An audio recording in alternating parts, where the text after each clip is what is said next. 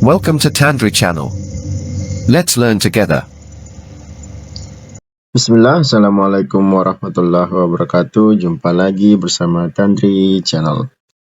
Kali ini kita akan membahas langkah-langkah analisis komparatif, yaitu OJT 2 sampel berbeda atau Two Independent Sample T-Test menggunakan software JASP. Sebagai pengantar, ya, OJT 2 sampel berbeda atau Two Independent Sample T-Test merupakan salah satu alat uji yang digunakan untuk mengetahui perbedaan rata-rata dua populasi atau kelompok data yang berbeda, independen.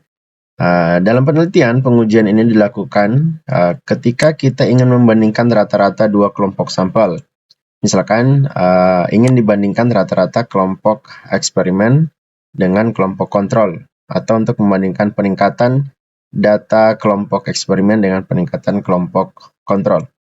Nah, uji T2 sampel berbeda dapat dilakukan jika memenuhi asumsi kenormalan distribusi data, ya.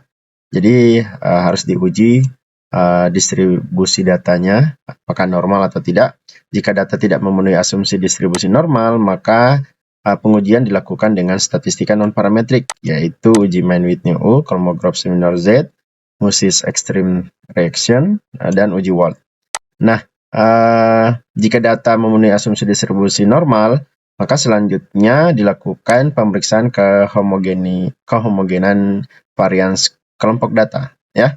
Jadi ada dua uji yang harus dipenuhi sebelum melakukan uji T2 sampel berbeda, yaitu uji normalitas data dan uji homogenitas varians kelompok data.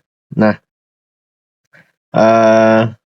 untuk uji normalitas sendiri ada beberapa referensi. Ada dua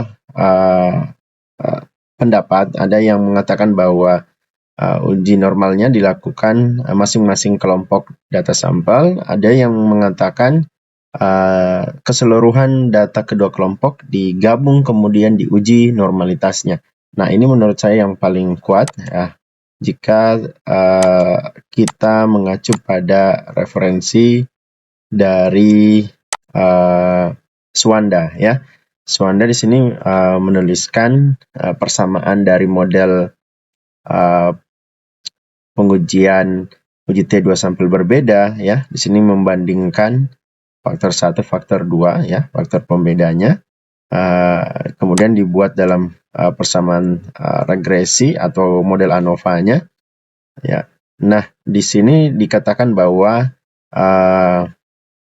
errornya berdistribusi normal. Sebagai akibatnya, maka Y-nya juga berdistribusi normal. Sehingga menurut Suwanda, keseluruhan data Y-nya, ya, variabel dependennya itu harus diuji normal, bukan dipisah-pisah sampel pertama dan sampel kedua, tetapi gabungan dari keseluruhan kelompok sampel. Nah, kemudian jika data berdistribusi normal dan varians kedua kelompok homogen, itu uji T yang digunakan adalah uji T ini dengan menggunakan standar deviasi gabungan atau varians gabungan. Kemudian jika dia normal, datanya normal tetapi tidak homogen varians datanya, maka digunakan uji T seperti ini. Dalam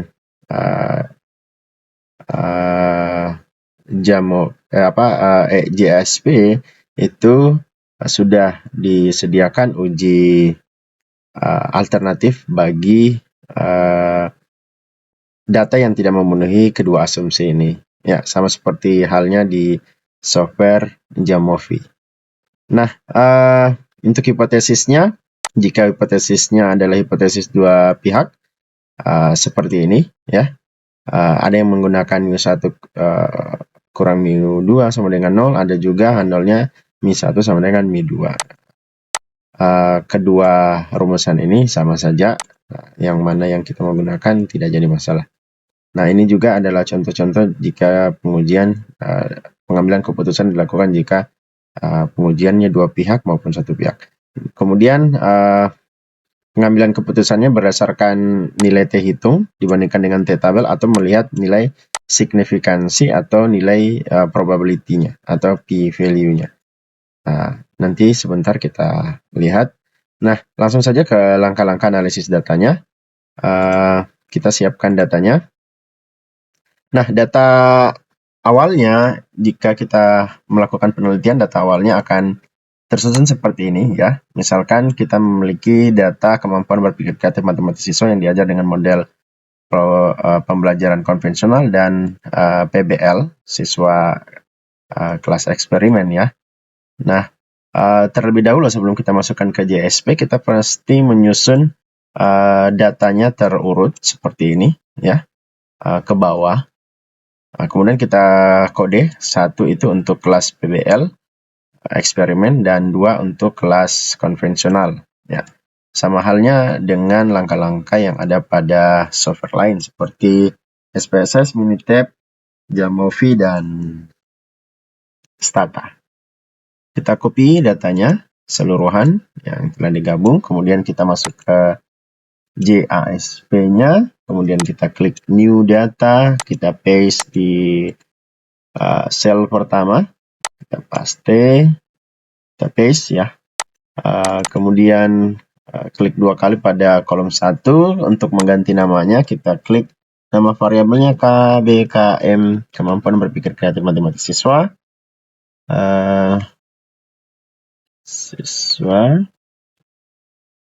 Kemudian di kolom kedua kita ganti juga. Ya, kolom pertama kita biarkan kolom type-nya adalah scale. Dalam hal ini datanya berskala interval ya. Kemudian di kolom kedua kita ganti menjadi model pembelajaran ya.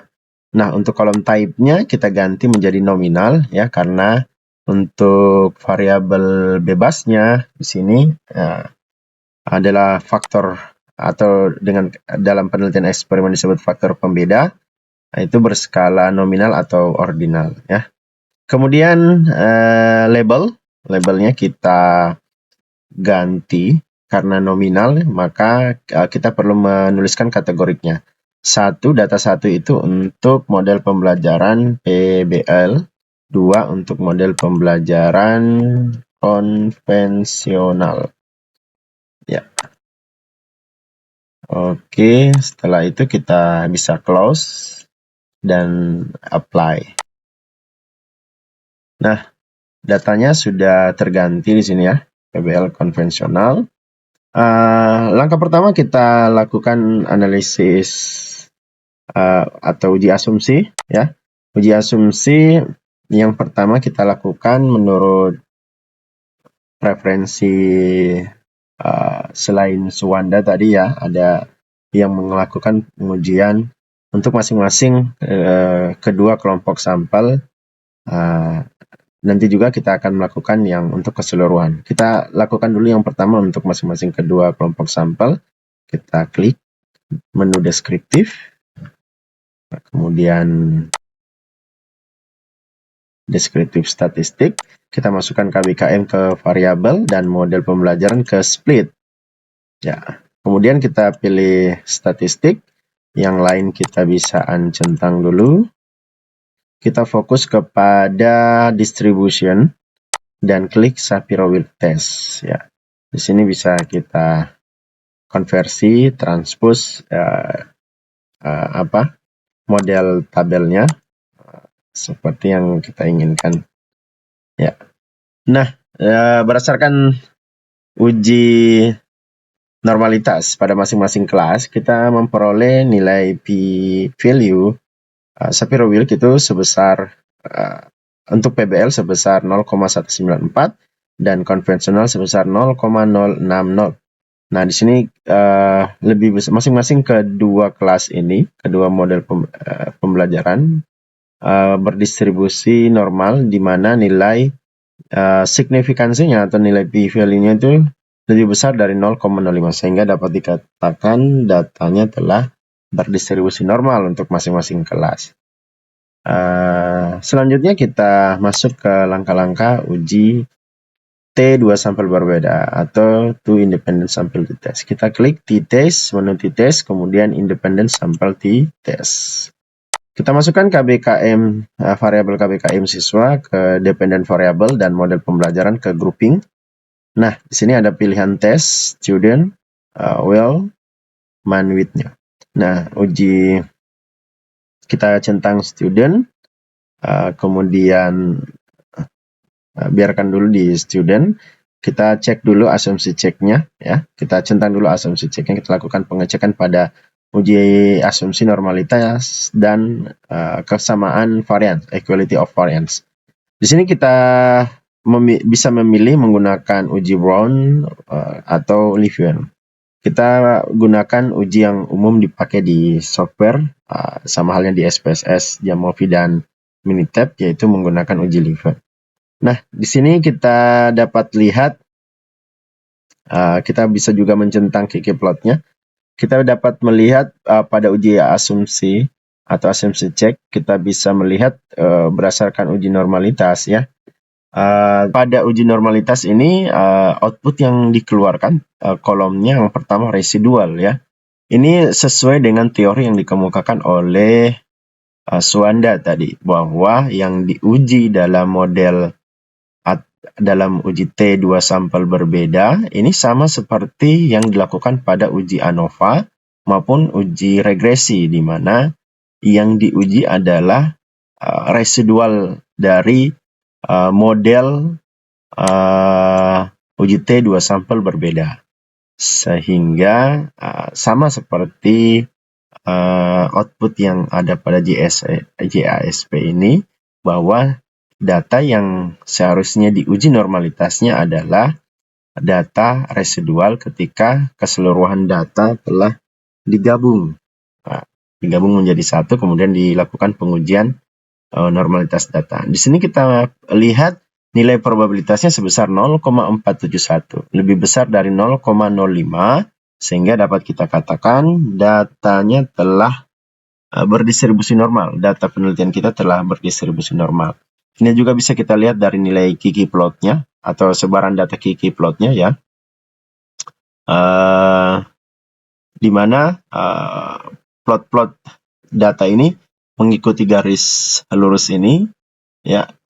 Semakin dia menempel pada garis lurus ini, garis miring ini, maka data kita dikatakan telah mengikuti distribusi normal. Nah, selanjutnya kita lakukan atau kita lihat hasil uji homogenitas varians. Kita lihat berdasarkan test of equality of variance, uji Levene, kita lihat nilai probability-nya sebesar 0,998, ya.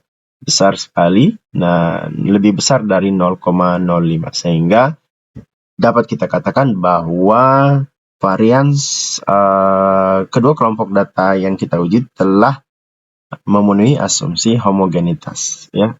Variansnya telah homogen.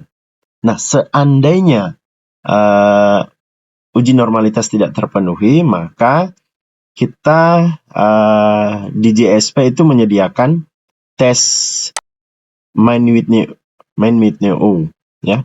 Man-with-nya atau man-with-nya U atau uji U, ya. Sebagai alternatif ketika data tidak berdistribusi normal. Ya, ini merupakan statistika non-parametrik alternatif bagi uji T dua sampel berbeda, ya. Di sini terlihat uji man-with-nya, ya. Nah,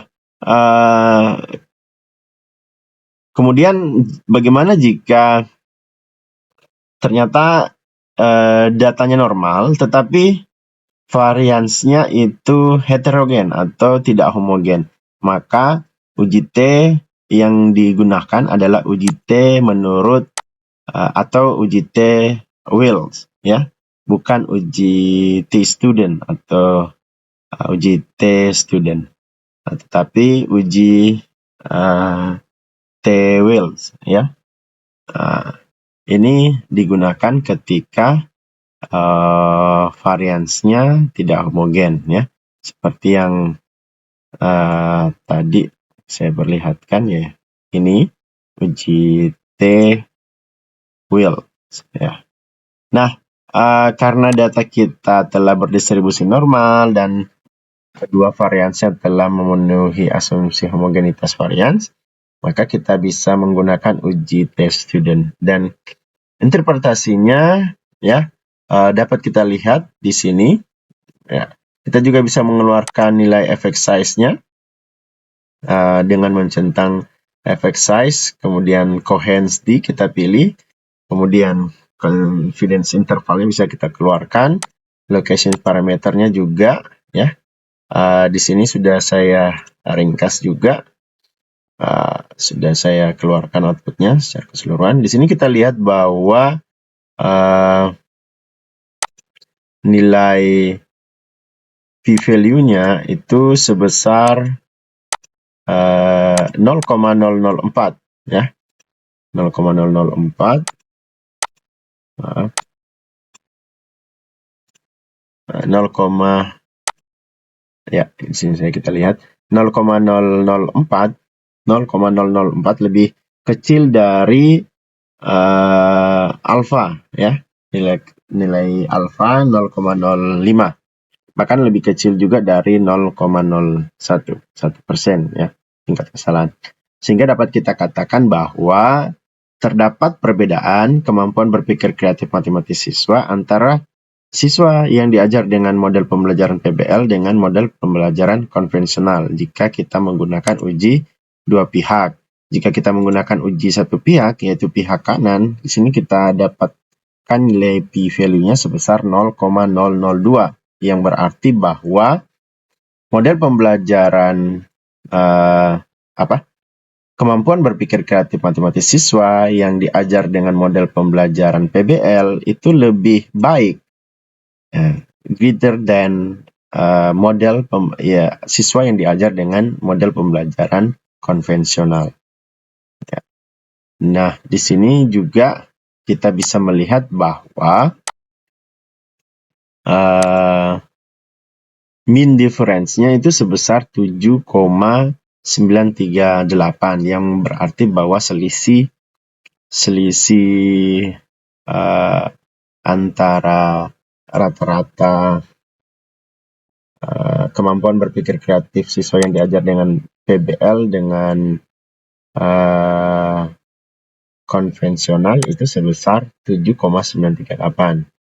Nah, untuk melihat seberapa besar pengaruh dari model pembelajaran terhadap kemampuan berpikir kreatif matematis siswa, itu kita bisa melihat dari nilai coherence D-nya ya, itu sebesar 0,749. Nah, menurut Cohen dan Kartika, ini masuk dalam taraf atau ukuran efek yang besar ya, 0,749 masuk dalam efek yang besar, sehingga dapat kita katakan bahwa kemampuan berpikir kreatif matematis siswa ya yang diajar dengan model pembelajaran PBL itu lebih baik dibanding model pembelajaran kemampuan berpikir kreatif matematis siswa yang diajar dengan model pembelajaran konvensional, di mana model pembelajaran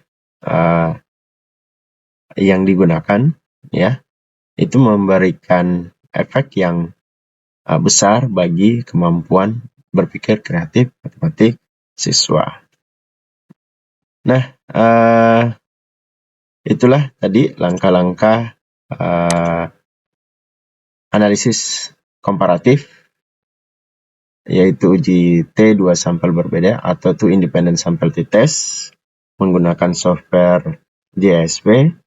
Semoga dapat membantu penelitian Anda, dan kami ucapkan terima kasih. Sekian, semoga bermanfaat. Assalamualaikum warahmatullahi wabarakatuh.